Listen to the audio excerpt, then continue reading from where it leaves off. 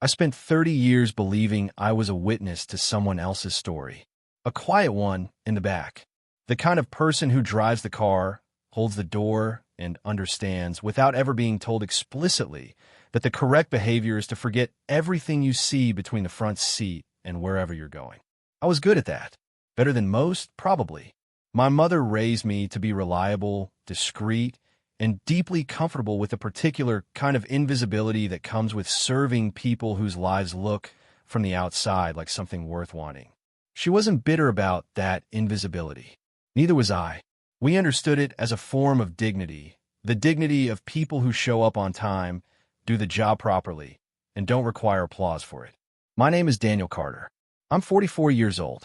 For the last 20 years of his life, I drove for William Sterling, one of the most powerful real estate developers this country has ever produced, a man whose name appeared on buildings in 6 states and whose reputation for integrity, in an industry not exactly overflowing with it, was the one thing he seemed to value above every other thing he'd accumulated over 8 decades of living. Before I drove for William, I grew up inside his house. That's the part people always find slightly unusual when I explain it. The specific texture of a childhood spent in the periphery of enormous wealth without actually belonging to it. My mother, Mary Carter, worked as the head housekeeper at the Sterling estate for over 30 years, starting when I was barely old enough to walk. I grew up in the staff quarters on the estate's east side, a comfortable set of rooms that my mother kept with the same careful, quiet pride she brought to every part of the job. I attended school in the nearby town, came home to the estate, did homework at the kitchen table while my mother polished silver and the sounds of another family's dinner filtered through 2 sets of walls. I knew the Sterling house better than most people know their own apartments. I knew which floorboards creaked outside the library. I knew that William drank his coffee black from a specific ceramic mug his late wife had given him, and that he would use no other. I knew the exact sound his voice made when he was genuinely angry versus simply frustrated, a distinction that mattered considerably to anyone in the vicinity. I knew, in the way that children who grow up around powerful adults always know, far more about the real shape of that family than any of them would have ever consciously chosen to show me. I also knew, by the time I was old enough to understand the distinction, that there was a difference between being known and being noticed. The Sterling household noticed me the way a comfortable house notices the people who maintain it, with a functional appreciation that never quite tipped into genuine curiosity. William said my name correctly and remembered my preferences in the specific way a considerate employer does. Evelyn asked after my schoolwork with what felt, to a child, like genuine interest. The world I grew up in was comfortable and safe and shaped around a family that wasn't mine, and I understood that arrangement without resentment because my mother had raised me to understand it without resentment, and because the arrangement, taken honestly, was considerably better than many alternatives. There was one afternoon I still think about from when I was maybe 9 or 10 years old. I was doing homework at the kitchen table when William came in, which he almost never did, took a glass of water from the tap himself instead of waiting for someone to bring it, and stood at the counter reading something for a few minutes before he noticed me. He looked at my homework, long division, I think, studied it for a moment, then pointed at one problem I'd gotten wrong and explained, in 4 sentences, exactly what I'd misunderstood about the process. Then he took his water and left. He didn't make a thing of it. I corrected the problem and finished the rest of the page without making a mistake.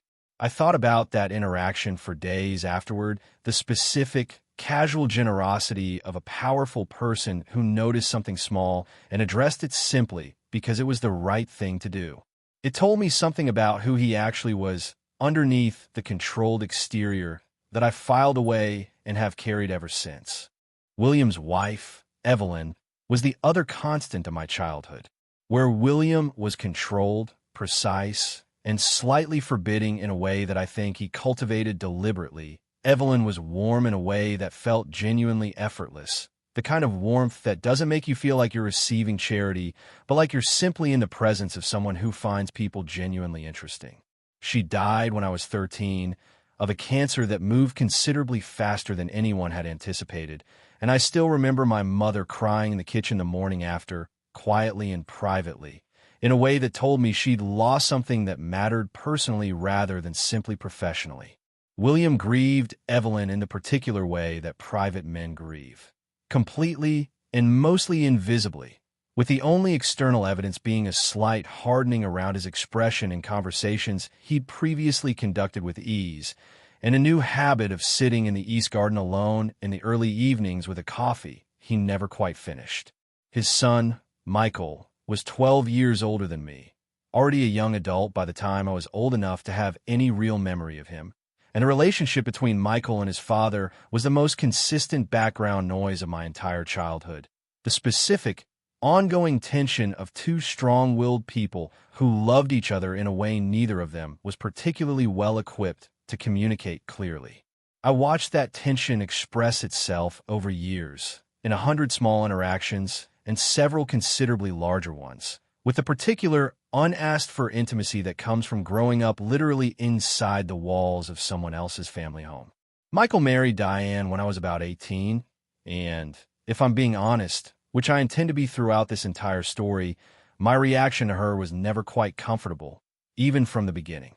She was charismatic, polished, and extremely good at seeming warm, while actually being something considerably cooler underneath, the kind of person who makes eye contact with staff specifically in the moments when they know someone important is watching. I noticed it without having any particular reason to say, so out loud, the way you notice things that seem off without having enough concrete evidence to do anything with the noticing. William, to his credit, seemed to share something of that discomfort, though he kept it considerably more contained than I ever could have managed in his position. He treated Diane with unfailing courtesy at every family gathering I witnessed, which, given that my job put me in the car for most of those gatherings, was virtually all of them. But there was a specific quality to his courtesy with her, measured in a way his courtesy with almost everyone else wasn't, as if he was being kind out of discipline rather than instinct. I was 24 when I officially started driving for William full-time. He offered me the position himself, directly, the morning after I'd driven him to a business meeting as a favor to my mother while his regular driver recovered from a minor surgery. He didn't make a big thing of it. He simply asked, over his unfinished coffee in the East Garden, whether I'd like a permanent arrangement, named a salary that was considerably more than I'd been making at the garage where I'd been working, and waited while I thought about it. I grew up watching your mother do this job with complete integrity, he said, when I hadn't answered quickly enough. I assumed you probably had the same instinct for it. That was the entirety of his sales pitch. It was, given what I knew about William, more personal than almost anything he said to most people. I accepted, and for the next 20 years I drove. I want to give you an honest picture of what those years actually looked like from where I was sitting, because I think it matters for understanding everything that came after. I drove William to board meetings where decisions were made that I never fully understood the weight of until I read about them in business publications weeks later. I drove him to the hospital for appointments he discussed with no one except his doctors and, eventually and minimally me. I drove Michael to airports, to investor dinners, to a series of hotels and cities I didn't recognize that Michael told me once represented diversification opportunities, which I learned later was a considerably more polite description of what those trips actually involved. I drove Diane exactly twice. The second time was to a restaurant she'd chosen over 40 minutes from the estate, a choice that made no practical sense given the alternatives. And on the way back, she was on her phone for the entire drive, speaking in a voice too low to hear clearly, laughing once in a way that didn't match the expression on her face when I glanced in the rearview mirror. I mention these details not because they proved anything at the time, but because they're part of the texture of what I knew before I understood what any of it meant. And then there was Noah. Noah was born the year I turned 26, and from almost his first coherent memory, he had a specific gravitational relationship with his grandfather that I found quietly beautiful to observe from the front seat. William, who was controlled and measured with virtually every adult in his life, became something entirely different around Noah. More patient, more willing to be interrupted mid-thought, more prone to something that looked, from the outside, genuinely close to delight. Noah, for his part, was the kind of child who asked careful questions and actually listened to the answers, who preferred sitting in the passenger seat of my car to playing with any of the expensive things his parents bought him, and who called me Daniel from the time he was old enough to form the word, in a tone that meant it as a name rather than a title. There was a period of about 2 years, when Noah was 4 and 5, where he went through a phase of asking me questions about cars, specifically and endlessly, with the specific focused curiosity that children sometimes develop about things that are just technical enough to be interesting without being too far beyond their grasp.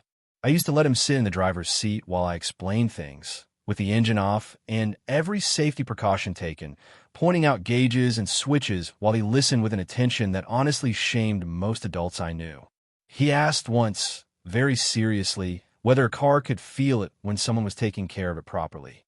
I told him I thought machines couldn't feel things the way people did, but that you could tell, if you paid close attention, whether they'd been looked after or not. He thought about that for a long moment, and then said, with complete solemnity, that he thought that was also true of people. He was 5 years old. I told my mother about it that evening, and she laughed and said William had probably been exactly the same at that age, which was a thing she said sometimes without, I now understand, entirely meaning it as a general observation. He was 6 years old the last time I saw him. I need to be very precise about that, about what actually happened and what I understood at the time, and what I didn't understand until years later, because the story of what happened to Noah is the first of several things in this account that fundamentally change how I understood everything I'd been watching for 2 decades. I was away for 2 weeks that autumn, visiting my mother's sister in another state, one of the few genuine vacations I'd taken in years. When I came back, the estate had a different quality to it, a specific heavy silence that told me something serious had happened without anyone needing to say so directly. My mother met me at the door to the staff quarters with an expression I'd seen on her face exactly twice before in my entire life, both times at funerals. Noah had died, she told me. An accident. The details were vague and clearly painful to repeat, and I didn't push for more than she offered. I went to find William that same evening and found him in the East Garden, alone, with a coffee he clearly hadn't touched, staring at a specific point in the middle distance with an expression that scared me more than any visible grief would have. He didn't say anything about Noah directly. Not then, not for a long time after. What he said, looking at that point in the middle distance, was something I've thought about hundreds of times since. I should have been paying closer attention. That's the thing I keep coming back to. I should have been paying considerably closer attention. I didn't understand what he meant. I thought he was simply grief talking, the specific, irrational guilt that follows sudden loss before a person has had time to understand that they couldn't have prevented it. I filed away the way I filed most of what I overheard in that garden, as something private and not mine to interpret. What I watched happen to William over the following years was one of the most genuinely difficult things I've ever witnessed, and I say that having witnessed a fair number of difficult things from the front seat of a car. He didn't collapse. He didn't stop working. He didn't publicly fall apart in ways that would have given anyone outside the family a clear picture of what was happening. He simply became, incrementally, and then quite suddenly, considerably less than what he'd been, the specific diminishment of a person who has lost the thing that was quietly and without their full awareness, holding most of the rest of them together. Michael and Diane's marriage deteriorated rapidly after Noah's death, in a specific, grinding way that marriages deteriorate when two people have no remaining common ground except a shared grief they're both handling badly. I drove them separately more often than together. I noticed Diane's trips, the restaurant 40 minutes away, the frequency of phone calls in the back seat that stopped immediately when she caught me looking in the rearview mirror. I noticed, but I was a driver, and drivers don't say things they've merely noticed. The marriage ended quietly, formally, about 4 years after Noah's death, without any of the public drama that usually attaches to that kind of dissolution. Diane moved out on a Thursday, took the car she'd always driven herself, and simply wasn't there the next morning. William, when I told him in case he hadn't heard, nodded once and said nothing at all. What I didn't know, what none of us knew at that point, was what Michael had discovered in the months before the divorce that had apparently broken something in him considerably more foundational than a marriage. He told me about it himself, about a year after the divorce, on a long drive back from a business trip he'd taken with his father, somewhere in the late evening when the road was quiet, and he'd been sitting in the back seat in silence for long enough that I'd assumed he'd fallen asleep. "Daniel," he said, out of nowhere, "did you ever do something you knew was wrong while you were doing it, and do it anyway, and spend years telling yourself it wasn't as bad as it was, and then one day have something happen that made it impossible to keep believing that?" I said I thought most people had something like that. "I don't mean something small," he said. "I mean something that if anyone knew the full truth of, they would understand immediately that you were not a good person. Not just that you'd done a bad thing. That the choice itself told the truth about who you actually were." I didn't answer because I understood, in the way I'd understood most things about that family over 20 years, that he wasn't asking me a question. He was beginning to tell me something, and the question was just the door. He told me about the DNA test first. He'd done it, he said, in the final, unraveling months of the marriage, driven by suspicions about Diane that had been building for years and that he'd been suppressing out of a combination of fear and a desperate, deteriorating hope. The test had come back the way he'd been afraid it might. Noah had not been his biological son. I listened, keeping my eyes on the road, the way I'd learned to listen over 2 decades of front-seat conversations that weren't really meant for me. What he said next was the thing that finally, completely, broke the version of that story I'd carried for nearly 5 years. He told me that Noah hadn't died. He told me what he and Diane had actually done, in a voice stripped entirely of the self-protective varnish I was accustomed to hearing from him, in a voice that was simply raw and ashamed in a way that made him sound younger than I'd heard from him in years. He told me about the documents he'd found at his father's office, the ones showing the succession plan that had bypassed him entirely in favor of a 6-year-old grandson. He told me about Diane's months of careful, strategic manipulation, the specific way she'd worked on his fear and his resentment, and his genuine love for Noah, turning all 3 of them into something he still couldn't fully explain, even to himself, without arriving at the same conclusion, that he had done something monstrous, and that no explanation reduced the size of that by a single degree. He had given Noah away, staged a death, let his father grieve a child who was alive and somewhere out there, being raised by strangers, with no knowledge of where he'd come from. I remember the road going slightly blurry for a moment before I blinked it clear. I remember my hands tightening on the wheel without my consciously deciding to tighten them. I remember the specific, nauseating sensation of having something that had seemed like a completed story suddenly reveal that it had a second half nobody had mentioned. "Does your father know?" I asked. The pause before Michael answered was long enough to tell me the answer before he gave it. "Not yet," he said. "I have to tell him. I know I have to tell him. I just don't know if he survives hearing it." He told William the following week. I wasn't in the room for that conversation, but I drove both of them away from the estate afterward separately at different times, and whatever each of those conversations looked like from the inside, what I saw from the outside told me enough.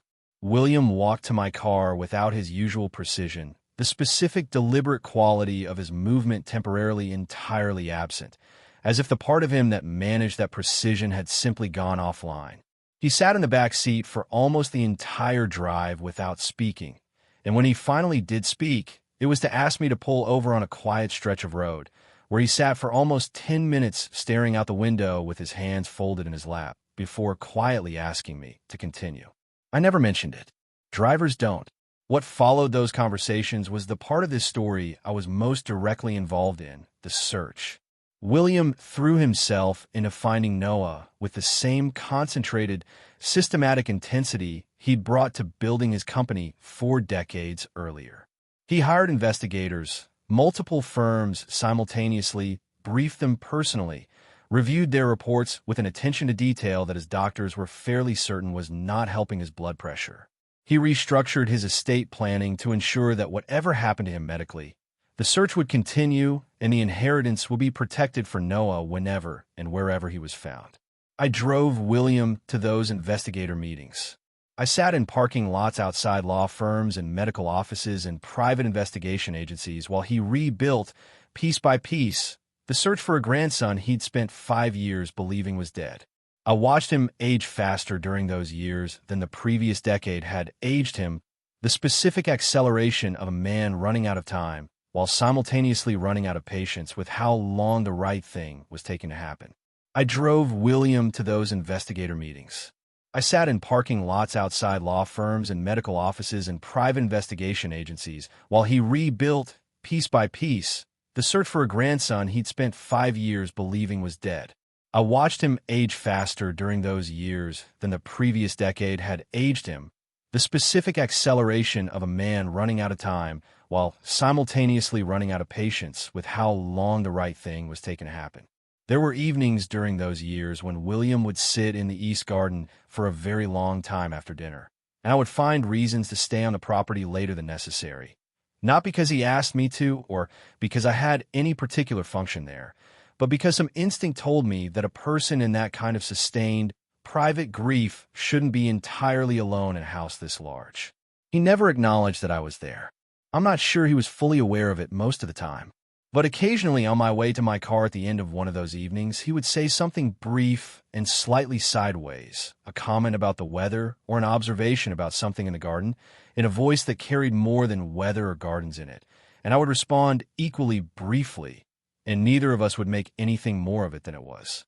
I drove William to the hospital 41 times during those years. I counted, not out of morbidity, but because I knew someone should be keeping track, and there was no one else whose specific job it was to notice. 41 times for appointments that ranged from routine to deeply concerning, and he walked into every single one of those buildings with the same deliberate, controlled stride, as if the architecture of his own movement could establish the terms under which whatever news was coming would be received. He talked to me more during those years than he ever had before, which I attributed at the time to the simple fact that I was there consistently and reliably in a way that most other people in his life weren't anymore. Evelyn was gone. Michael was rebuilding slowly and with effort, but still fundamentally broken in ways that made their relationship difficult. The investigators he saw intermittently and professionally. I was simply always there in the front seat driving. He told me things during those drives that I don't think he told anyone else. Not because I was particularly important to him as a confidant, but because I think the front seat of a car is the specific kind of non-space where honest things get said by people who wouldn't say them in a room. No eye contact required. Motion giving the word somewhere to go. The particular permission of talking to someone who will hear you and will professionally, reliably, make no record of it. He told me once that the worst thing about getting old wasn't the physical difficulty, which he described with characteristic bluntness as substantial but manageable. It was the awareness of time running out before the things that mattered most had been resolved. I can't afford to find anyone in the world, he said, on one of those drives, in a voice that had more exhaustion in it than I was accustomed to hearing from him. I cannot afford to run out of time. Those two things are apparently not the same. Noah was found when he was 18 years old, after nearly 12 years of searching. I drove William to the meeting. The three of them, William, Michael, and Noah, met in a private room at a hotel the investigators had arranged, chosen specifically because it was neutral, because no location attached to the Sterling family would have been fair for a young man walking into the most disorienting experience of his life. I waited in the parking lot for almost 4 hours. I brought a book I didn't read. I watched other people come and go from the hotel entrance, ordinary people checking in and checking out, living days that didn't contain anything like what was happening in the room I was parked outside. A woman exited at some point and held the door for a teenager who was clearly her son, touching his shoulder briefly as he passed her, an automatic gesture of connection she probably didn't consciously register making.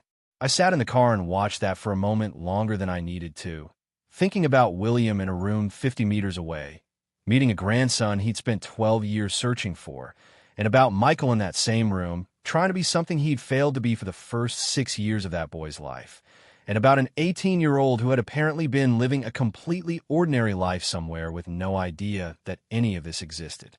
When William came out, he was walking differently than he had going in, the specific, subtle change of a man who has been carrying something for 12 years and has just set part of it down. He got in the car. I didn't ask. He looked out the window for a while, and then he said, very quietly, "He looks like Evelyn," and said nothing else for the rest of the drive. The months that followed were the most genuinely hopeful I'd witnessed in that household in a long time. Noah visited the estate regularly. William and Michael's relationship, still complicated and probably always would be, began finding a new shape that had more room in it for honesty than the old one had allowed. I drove Noah occasionally, showing him the estate grounds, the route William took to the office, small pieces of the physical geography of a world he was slowly figuring out how to inherit. The first time I drove him alone, he sat in the front seat rather than the back, which surprised me. I mentioned it. "My grandfather always sits in the back," I said. "I know," Noah said. He told me. He said you'd think it was odd that I wasn't. He glanced over. He also said you were the most reliable person he'd ever employed, and that reliability like yours was considerably rarer than money. I kept my eyes on the road and didn't say anything for a moment. He said that. "He talks about you more than you'd probably expect," Noah said, looking out the window. "For a driver." I filed that away the way I filed most things, carefully and without immediate examination. He was quiet in the front seat in a way that reminded me of something I couldn't quite place the first few times, a kind of stillness that felt familiar without my being able to account for why. He asked me once, on a drive back from a meeting with William's lawyers, how long I'd been with the family.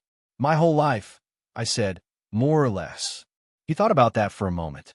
"Do you think my grandfather is a good person?" I thought about it properly before answering, the way a question like that deserves. "I think he's an honest one," I finally said, which isn't exactly the same thing, but in my experience, it's considerably rarer. Noah nodded slowly, looking out the window. "I'm trying to figure out what to do with my father," he said. Not asking for advice, just saying it out loud. "Michael, I'm trying to figure out what to do with the fact that he did what he did, and also that the remorse is clearly real. Those two things aren't actually incompatible," I said. "I know," he said. "That's exactly what makes it so hard." I drove that route in silence after that, the way I'd driven 1,000 routes in silence, which is to say with the specific, full attention quiet of someone who is listening completely even when they're not speaking. It was approximately 8 months after Noah's return to the family that William's health reached the point his doctors had been anticipating for several years. The decline was rapid once it began, the specific, steep slope that follows the long plateau, and William handled it with the same controlled precision he'd brought to everything else in his life, meeting with lawyers, restructuring arrangements, making decisions he'd been putting off under the assumption of more time. It was during one of those final estate meetings in William's study at the estate with Michael and Noah and Whitfield the attorney and 2 other senior legal partners present, that Whitfield arrived carrying something none of us had known existed until that afternoon. I had driven Whitfield to the estate myself, which meant I was still in the building when it happened, waiting in the staff room while the meeting concluded. My mother, who still lived on the estate in retirement, was with me, making tea with the same unhurried precision she'd brought to every domestic task in that house for 30 years. What I can tell you is that I heard, from 2 rooms away, a silence fall over that meeting that was different from any previous silence I'd experienced in that house. Not the silence of careful thinking or strategic pause. The silence of people who have collectively received information that has temporarily removed their ability to produce language. Whitfield came to find me personally. That had never happened before. He told me, standing in the doorway of the staff room, with my mother sitting at the table behind me holding her teacup in both hands, that there was something in the meeting he needed me to hear. His expression was the specific expression of an attorney who has spent 40 years managing the emotional consequences of other people's secrets and has not yet found a reliable way to make the delivery easier. "It concerns you, Daniel," he said, "and your mother. I want to describe what happened next as carefully as I can because I think getting it right matters, and because I've replayed the sequence of it so many times since that I want to be precise while I still can." I walked into William's study.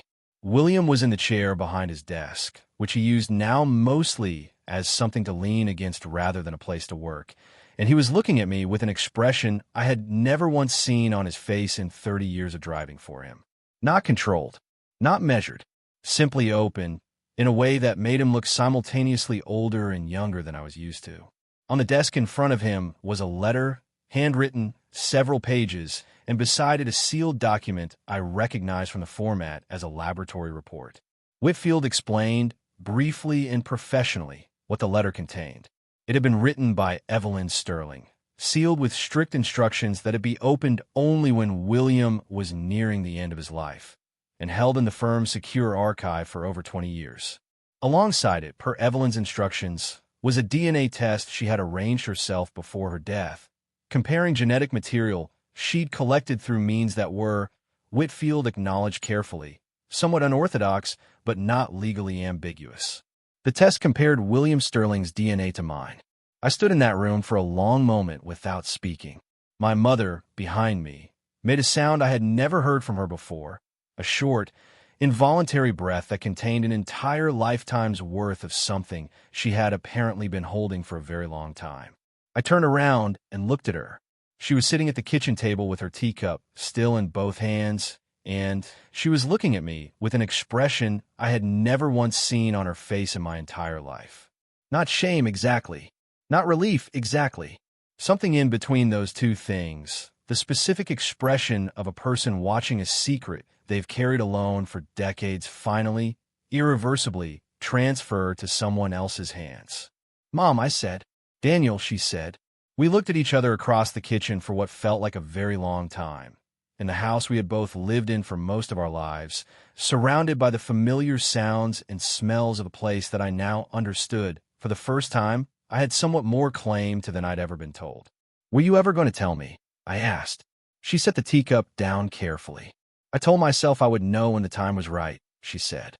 "And then 20 years passed, and I realized the time was never going to feel right, and I made my choice, and I thought it was better for everyone involved to simply leave it as it was. Including me. Including you," she said, "which I know is not fair to you. I made a decision about your life without asking you, and I would understand if that was something you couldn't forgive." I sat down across from her at the kitchen table, the same table where I'd done long division homework while William came in for a glass of water 35 years earlier, and looked at my mother for a long time before I answered. "I need to understand one thing first," I said. "Did you love him?" She was quiet for a long moment. "It was complicated," she finally said. "He was a man going through a period of real pain, and I was someone who was already close to him in ways that made certain lines blurry, and I don't have a simple answer to that question.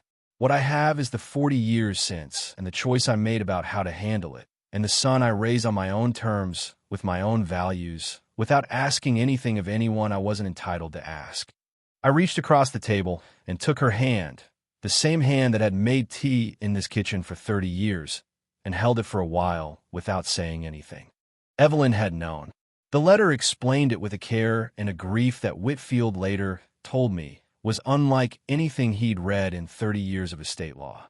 She had discovered, in the years before her death, that William had had an affair with my mother during a period of considerable strain in their marriage, a period Evelyn described with honesty and without entirely casting blame in either direction. A child had been born.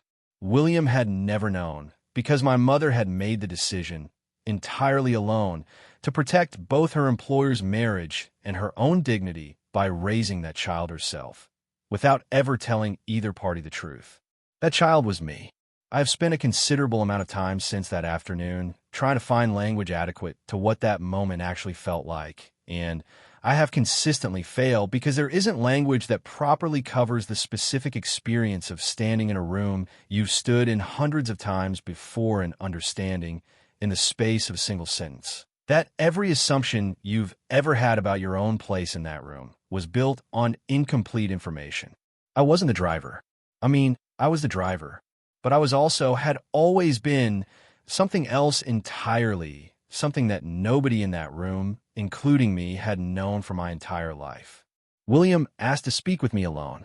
The others left, Noah touching my arm briefly as he passed in a gesture that was small and meant everything, and Michael pausing at the door for a moment before following his son out without saying anything, which was, I think, exactly right.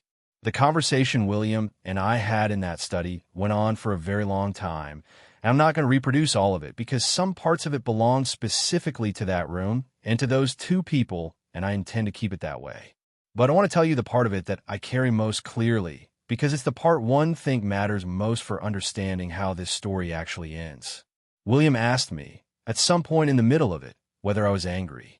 I thought about it honestly. I thought about my mother, sitting in the kitchen 2 rooms away, carrying this for 44 years without once allowing it to alter her dignity or her work or the way she raised me.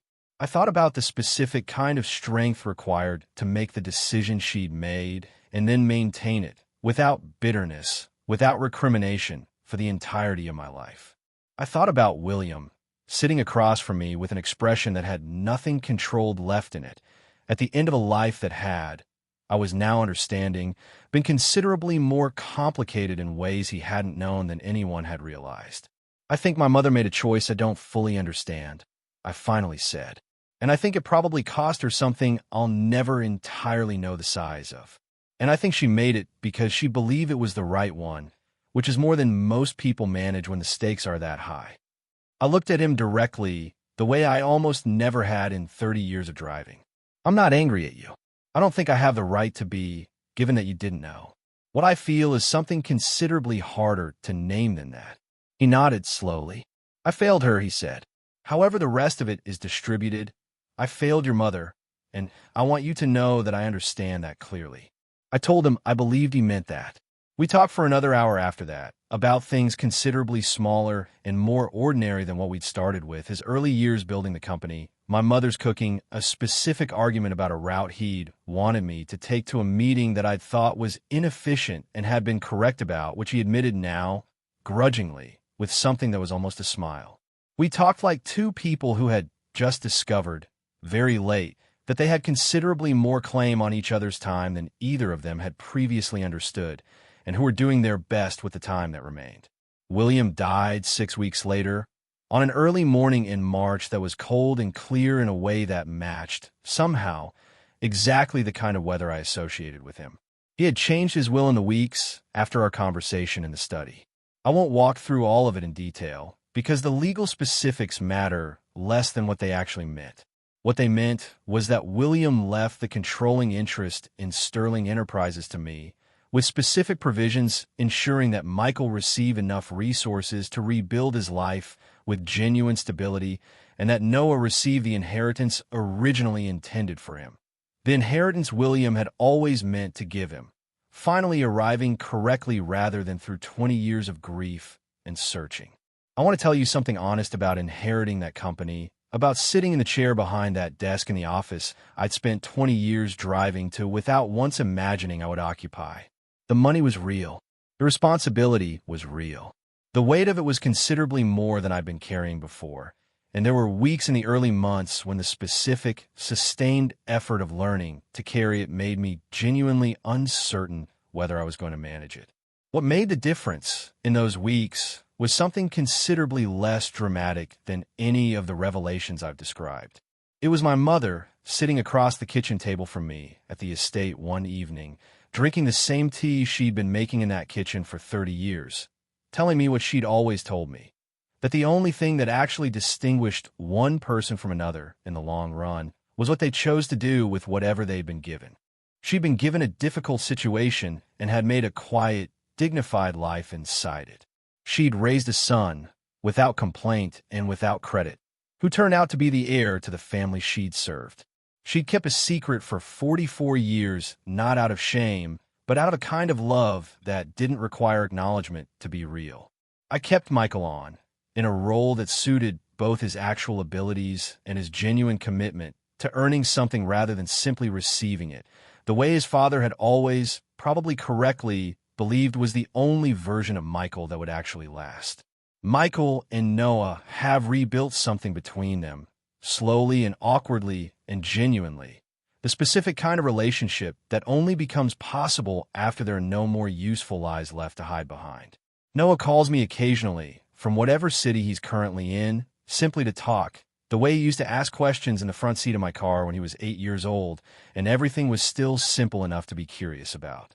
He calls me Daniel, in exactly the same tone he always has, which is to say like a name rather than a title, And we talk about things that aren't especially dramatic, the company, a decision I'm trying to make, something he found funny that week, the ordinary texture of two people maintaining a relationship that started under extraordinary circumstances and has somehow settled into something genuinely ordinary, which is, I've come to understand, exactly what extraordinary circumstances are, supposed to eventually become.